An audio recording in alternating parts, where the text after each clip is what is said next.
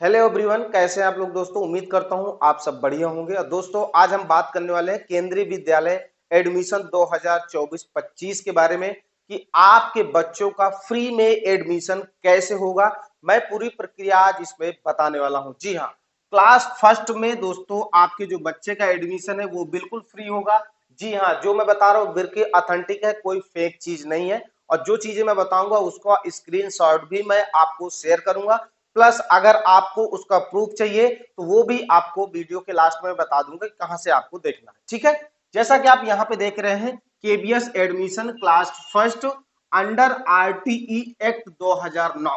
तो हो सकता है बहुत से लोगों को ये जो आपका आरटी एक्ट है 2009 वो ना पता हो, तो थोड़ा सा मैं आपको बता देता हूं, आप गूगल करके भी देख सकते हो। यहाँ पे आप देख पा रहे हैं आरटीई का मतलब है राइट टू एजुकेशन एक्ट 2009। ये दोस्तों एक ऐसा एक्ट है जिसके माध्यम से जो गरीब परिवार है, जो मध्यम वर्ग परिवार है, जिनके पास बहुत ज्यादा जो है अर्निंग नहीं, जब बहुत ज्यादा इनकम नहीं है, उनके बच्चों को यहाँ फ्री ऑफ कॉस्ट जो है एडमिशन दिए जाते हैं। जैसे कि इससे पहले हम पूरे उत्तर प्रदेश में इसी आरटीई एक्ट के तहत दोस्तों हमने लोगों को सूचना दी और लोगों ने यहाँ पे फ्री में एडमिशन करवाया। तो केंद्रीय विद्यालय ये ऑल इंडिया के लिए लागू है। आप किसी भी स्टेट किसी भी जिले में है, सारी प्रक्रिया यही लागू होने वाली है। तो मैं आज आपको बताऊंगा क्या क्या डॉक्यूमेंट लगेंगे, कौन कौन इसमें एडमिशन ले सकता है। तो एक चीज मैं बता दूं, इसमें गवर्नमेंट इंप्लॉई के बच्चे आरटीई के तहत एडमिशन नहीं ले सकते। जैसा कि मैं बताया कि भाई गरीब परिवार जो है,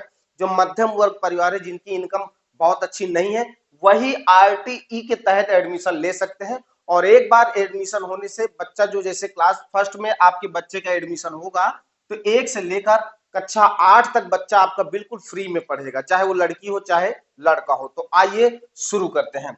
यहाँ पे आप देख पा रहे हैं केबीएस ऑल इंडिया। ठीक है दोस्तों, यहाँ पे आप देख पा रहे हैं केबीएस ऑल इंडिया के लिए 25% सीटें जो होती हैं वो आपकी रिजर्व होती हैं अंडर आरटीई। ठीक है, आरटीई के तहत 25% सीटें जो है सभी केंद्रीय विद्यालय में जो है वो रिजर्व होती हैं। अब देखिए इस सीट में कितने परसेंट किस कैटेगरी का एडमिशन होता है पहले वो समझ लीजिए। तो जो 25% है उसका 15%। ठीक है, इस 25 में से 15, अब ये 25% जो सीटें हैं वो आप 100 मान के चलिए। ठीक है, ये सीटें जो सीट स्कूल में है तो पहले उसका 25% निकाल लेंगे और 25% के बाद इस तरह से बंटवारा होगा। ठीक है, सीटों का बंटवारा कुछ इस तरह से होगा। ठीक है, तो ये जो आपकी सीटें हैं इनमें से 15% दोस्तों एससी के लिए होती हैं। ठीक है, ध्यान समझ लीजिएगा। 7.5% सीटें एसटी के लिए और 27% सीटें ओबीसी के लिए और 3% सीटें पीएच कैंडिडेट, जैसे विकलांग हो गया, किसी भी प्रकार की जो है उनको दिक्कत है, तो 3% सीटें उनको रिजर्व होती है। ठीक है, यहाँ पे आप समझ लीजिए ये रिजर्वेशन मिलेगा। ठीक है, अच्छा इस पे जो एडमिशन है वो कैसे होता है दोस्तों दिखा दूं। लॉटरी सिस्टम होता है। लॉटरी लॉटरी निकाली जाती है। मान लीजिए किसी स्कूल में 20 सीट है और 1000 फॉर्म पड़ गया तो उस पर लॉटरी निकाला जाएगा और लॉटरी में जब नाम आएगा तभी आपके बच्चे का एडमिशन होगा। ठीक है, ये तो हो गई दोस्तों रिजर्वेशन की बात। ठीक है, तो इसको थोड़ा मैं रफ कर देता हूं। यहाँ पे जो मैंने आपको रिजर्वेशन दिखाया है इसका आप स्क्रीनशॉट भी देख पा रहे होंगे, कुछ इस तरह से है। ठीक है, तो 25% सीटें इसकी जो है दोस्तों रिजर्व होती है।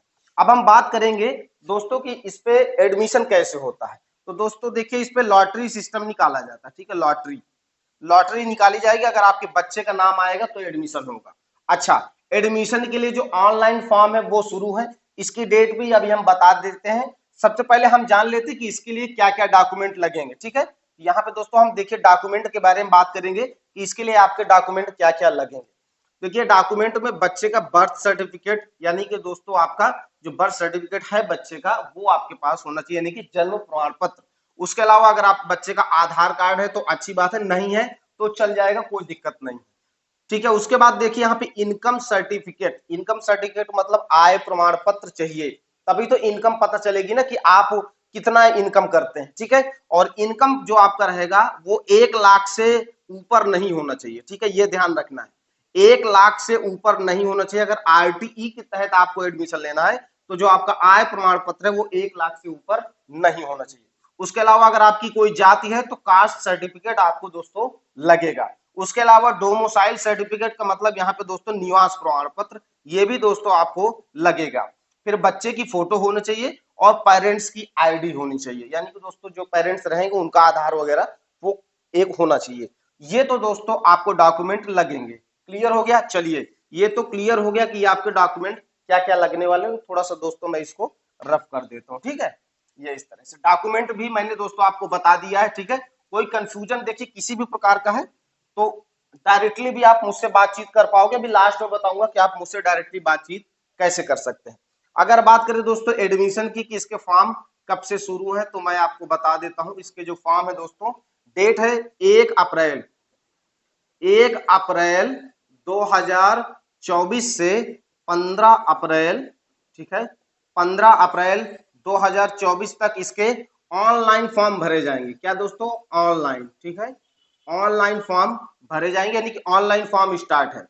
अब इसका ऑनलाइन फॉर्म कैसे भरना है, इसके लिए सेपरेट वीडियो हम लेके आएंगे, लेकिन वो जो वीडियो है वो हमारे नए चैनल पे आएगा, और नए चैनल का लिंक जो है वो वीडियो के डिस्क्रिप्शन में दिया गया है। नए चैनल का नाम है फॉर्म सही भरें, ये हमारा नया चैनल है, इसको आप लोग ज्वाइन कर सकते हैं। वीडियो के डिस्क्रिप्शन में लिंक दिया गया है। यहाँ पे हम कल बताएंगे आपको कि अंडर आरटीई के तहत जो आपको फॉर्म भरना वो कैसे भरना, ताकि कोई गलती ना हो, ठीक है। चलिए, अब देखिए, जब आपके बच्चे का एडमिशन हो जाता है तो आपको क्या क्या चीजें फ्री मिलती है, ये भी आप जान लीजिए, ठीक है। चलिए, ये क्या क्या चीजें आपकी फ्री मिलती हैं। तो जब बच्चे का एडमिशन हो जाएगा दोस्तों क्लास फर्स्ट, ठीक है, क्लास फर्स्ट में एडमिशन हो गया, और जब तक आप पढ़ाना चाहो तो मैक्सिमम दोस्तों ये क्लास 8 तक पढ़ सकता है बिल्कुल फ्री। इस पे दोस्तों ना तो आपका कोई एडमिशन का चार्ज लगेगा, ठीक है, एडमिशन का नहीं लगेगा। जो मंथली फीस लगती है, ठीक है दोस्तों, मंथली, ठीक है, मंथली जो फीस है वो भी आपकी यहाँ पे दोस्तों नहीं लगेगी। तो दोस्तों ये जो फीस है आपकी, ये आपकी एडमिशन फीस नहीं लगेगी मंथली में। कि क्या इस पे जो एडमिशन हो रहे हैं उस बच्चे आरटी के तहत जो हो रहे हैं, तो क्या गवर्नमेंट इंप्लॉय के बच्चे अप्लाई कर सकते? जी नहीं। देखिए, गवर्नमेंट इंप्लॉय के बच्चे इसके तहत अप्लाई नहीं कर सकते, ये मैं पहले से बता दे रहा हूँ, क्योंकि इनकी जो गवर्नमेंट इंप्लॉय होती है उनकी इनकम 1 लाख हो ही नहीं सकती, ज्यादा होगी, और इसीलिए वो इस पे अप्लाई नहीं कर सकते, वो अलग से अप्लाई करते हैं। इसके लिए मैंने सेपरेट वीडियो कल डाले हैं, दो वीडियो मैंने डाले हैं। और हाँ, बाल वाटिका के तहत जो एडमिशन हो रहा है उस पे भी आपका दोस्तों आरटी के तहत एडमिशन होता है, सेम प्रोसेस होता है और सेम डॉक्यूमेंट लगेंगे जो मैंने आपको बताया है, ठीक है। अब सबसे जरूरी है दोस्तों यहाँ बच्चे की एज क्या होनी चाहिए, ठीक है, सबसे इंपॉर्टेंट है कि यहाँ पे दोस्तों जो बच्चा होगा, स्टूडेंट होगा जिसको एडमिशन लेना है, स्टूडेंट की जो एज है वो क्या होनी चाहिए, जो सबसे जरूरी, ठीक है। तो चलिए इस पे बात करेंगे। एज देखिए, क्लास फर्स्ट में एडमिशन के लिए जो आपका क्लास फर्स्ट है, ठीक है, क्लास फर्स्ट में एडमिशन के लिए जो बच्चे की एज होगी 6 वर्ष, ठीक है, 6 वर्ष से 8 वर्ष, इसके बीच में होनी चाहिए, ना 6 वर्ष से कम होनी चाहिए, ना 8 वर्ष से ज्यादा होनी चाहिए। और आपको एज किस डेट से निकालना है, तो दोस्तों 31 मार्च 2024 से आपको बच्चे की एज निकाल लेना है, ठीक है। 31 मार्च 2024 से आपको बच्चे की एज निकाल लेना है। अगर इसके बीच में है तो आप आरटीई के तहत एडमिशन ले सकते हो, ठीक है। कोई दिक्कत, किसी भी प्रकार का कोई क्वेश्चन अगर रह गया हो और डाउट ना क्लियर हो तो आप मुझसे डायरेक्टली भी बातचीत कर सकते हैं। और डायरेक्टली बातचीत करने के लिए दोस्तों जो हमारा इंस्टाग्राम का लिंक है वो दोस्तों आपको वीडियो के डिस्क्रिप्शन में मिल जाएगा, ठीक है। ये डायरेक्टली आप इंस्टाग्राम पर ज्वाइन करके मुझसे डायरेक्टली बातचीत दोस्तों कर सकते हो, ठीक है। ये भी मैंने आपको प्रोवाइड करा दिया है ताकि सभी को फायदा हो पाए, और ये ऑल इंडिया लागू होगा, ठीक है। और आप लोग जरूर भरें, इसका फायदा जरूर लें। अब देखिए, एक चीज और, एक रूल और है कि अंडर आरटीई एक्ट के तहत दूरी कितनी हो, डिस्टेंस कितना होना चाहिए, ये मैं आपको बता देता हूं। अगर दोस्तों आप सिटी और अर्बन, ठीक है, अर्बन, अगर सिटी और अर्बन में आप रहते हैं तो स्कूल से दूरी 5 किलोमीटर से ज्यादा नहीं होनी चाहिए, नहीं तो फिर दोस्तों आप अंडर आरटीई के तहत एडमिशन नहीं ले सकते, ये भी रूल है। सिटी, अगर आप दोस्तों विलेज में रहते हैं यानी कि गांव में रहते हैं, ठीक है, या जो आपका एरिया है वो रूरल है, ठीक है, रूरल, ठीक है, रूरल है, तो जो दूरी है स्कूल की वो आपकी दोस्तों 8 किलोमीटर से ज्यादा नहीं होनी चाहिए, ठीक है। ये गांव और रूरल वालों के लिए रूल है कि 8 किलोमीटर से दूरी ज्यादा नहीं होनी चाहिए स्कूल से, और सिटी अगर अर्बन में रह रहे हो तो 5 किलोमीटर से ज्यादा दूरी नहीं होनी चाहिए। अगर इससे ज्यादा दूरी है तो आरटीई के तहत फिर आप एडमिशन नहीं ले पाओगे, इसके लिए लास्ट में डिक्लेरेशन भी होता है, ठीक है। तो ये भी मैंने आपको दोस्तों बता दिया है। अब दोस्तों इस पे किसी भी प्रकार का डाउट रह गया हो, किसी भी प्रकार का छोटा मोटा कोई क्वेश्चन रह गया हो, तो आप मुझसे मेरे जो है इंस्टाग्राम पे या कमेंट करके डायरेक्टली पूछ सकते हैं। और इसका जो ऑनलाइन फॉर्म दोस्तों है वो कल आएगा, हमारे नए चैनल पे आएगा, हम बिल्कुल कंप्लीट वीडियो बनाएंगे आरटी एक्ट के तहत कैसे आपको फॉर्म बनना है, ताकि आप गलती ना करें, ठीक है। तो दोस्तों अपडेट अच्छी लगी हो लाइक कर दीजिएगा, चैनल को सब्सक्राइब करके बेल की घंटी को जरूर प्रेस कर लें, क्योंकि हम आपके लिए ऐसे उपयोगी फ्री ऑफ कास्ट वाली जो योजनाएं होती है गवर्नमेंट की, वो सबसे पहले अपने चैनल पे लेके आते रहते हैं। चलिए दोस्त समाप्त करते हैं। जय हिंद, जय भारत।